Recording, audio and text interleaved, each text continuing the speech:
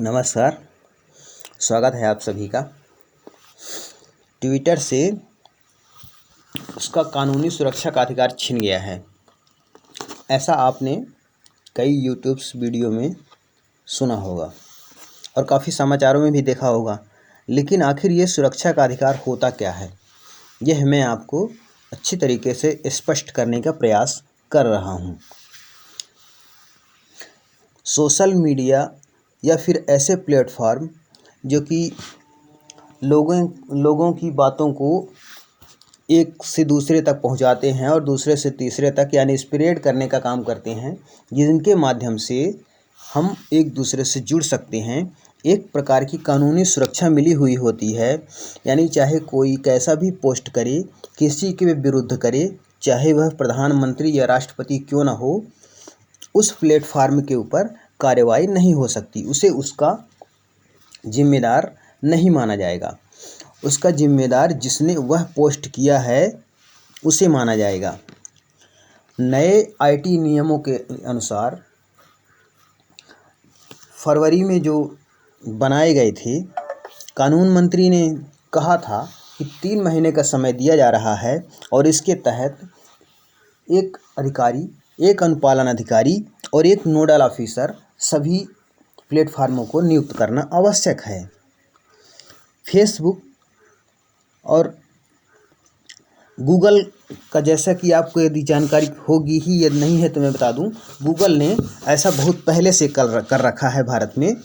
Facebook ने भी कहने के बाद से अपने नोडल अधिकारी नियुक्त कर दिए हैं, लेकिन ट्विटर इन नियमों को मानने में लगातार आनाकानी कर रहा था।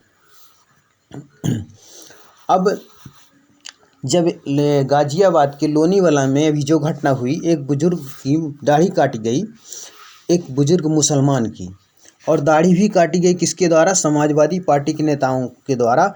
यानी मुसलमान ने ही मुसलमान की दाढ़ी काटी और भ्रम फैला दिया कि हिंदुओं ने इसकी दाढ़ी काटी है और जय श्री राम के नारे भी लगवाए हैं, ऐसा बयान भी उससे दिलवाया और इसके बाद इसको स्प्रेड आउट कर दिया। इसके बाद जब कहा गया ट्विटर को कि आप इन ट्वीट्स को डाउन करो, हटाओ, तो ट्वीट्स ने अभिव्यक्ति की आज़ादी का हवाला देते हुए ऐसा करने से मना कर दिया।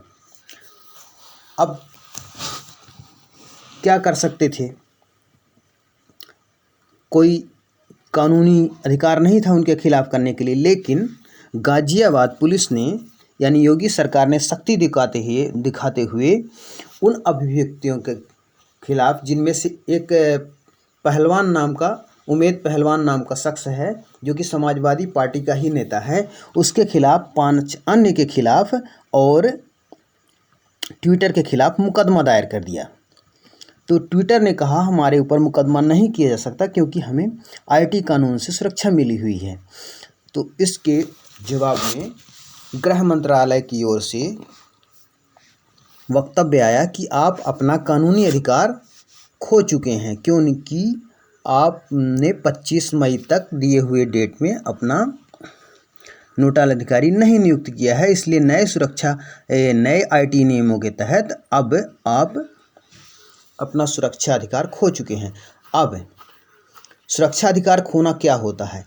इसका मतलब अब अगर कोई भी कैसी भी पोस्ट करेगा, भड़काऊ पोस्ट करेगा, यदि उससे सामाजिक सौहार्द बिगड़ता है, संप्रदाय में वैमनस्यता फैलती है, दंगे होने का खतरा होता है, उसके लिए सीधे ही ट्विटर को जिम्मेदार ठहराया जा सकेगा, उसके अधिकारियों के ऊपर केस किया जा सकेगा। यहाँ तक कि भारत में उसके जो भी अधिकारी हैं उन्हें गिरफ्तार किया जा सकेगा और जेल में भी डाला जा सकेगा। यानी सीधे तौर पर अब कोई भी यूजर एक सामान्य व्यक्ति की तरह है, जैसे आपके और हमारे ऊपर केस कर सकता है, उसी तरह से ट्विटर के ऊपर भी केस किया जा सकता है। यह मोदी सरकार का मास्टर स्ट्रोक माना जा सकता है, क्योंकि लोग बहुत दिनों से बैन चिल्ला रहे थे, तो बैन न करते हुए, एक सीधे तरीके से बैन न करते हुए इस तरीके से कार्रवाई की गई है कि वह खुद ही छोड़कर भाग जाए या फिर त्रस्त हो जाए, क्योंकि अब जो भी अधिकारी आएगा, यदि कोई भी भड़काऊ पोस्ट होगी उसे गिरफ्तार कर लिया जाएगा। नए अधिकारी नियुक्त करेंगे, अगली पोस्ट आएगी उसे भी गिरफ्तार कर लिया जाएगा। तो अब यानी कंपनी का यह रवैया चलने वाला नहीं है। हालांकि ट्विटर ने इसे सुरक्षा में सेंध बताया है और ट्विटर ने कहा है कि यह जो है व्यक्ति आज़ादी पर हमला है। हालांकि ये कहा गया है कि ट्विटर के अलावा गूगल, यूट्यूब, फेसबुक, व्हाट्सएप और इंस्टाग्राम जैसी दूसरी मीडिया पर अभी भी सुरक्षा जारी रहेगी।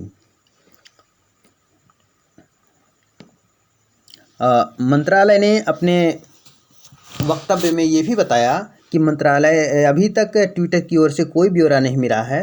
बार बार रिमाइंडर दिए जाने के बाद भी कंपनी की ओर से कोई ठोस कदम नहीं उठाया गया है। सरकार ने 5 जून को ट्विटर को एक आखिरी नोटिस में कहा था उसे सूचना प्रौद्योगिकी कानून संबंधी नए नियमों के अनुपालन का आखिरी मौका दिया जाता है, उसे तत्काल नियमों का अनुपालन करना है। यदि वह इसमें विफल रहती है तो उससे आईटी कानून के तहत मध्यस्थ मंच के नाते दायित्व से जो छूट मिलती है वह वापस ले लिया जाएगा। भारत में ट्विटर के प्रवक्ता ने बताया कि उसने एक मुख्य अनुपालन अधिकारी नियुक्त किया है। अभी तक इसका ब्यौरा भारतीय सूचना प्रौद्योगिकी मंत्रालय के साथ साझा नहीं किया गया है। हम प्रक्रिया के हर चरण में आईटी मंत्रालय को डेवलपमेंट क्या है अवगत करा रहे हैं। यानी ये ढुलमुल रवैया है बात को टालने के लिए, और अब सरकार किसी भी तरीके से टालने के मूड में नहीं है। तो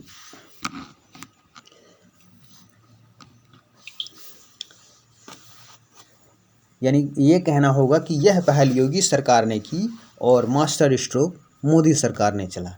तो ऐसी ही आज की जानकारी आपको कैसी लगी, इसके लिए अपनी राय अवश्य दें। धन्यवाद।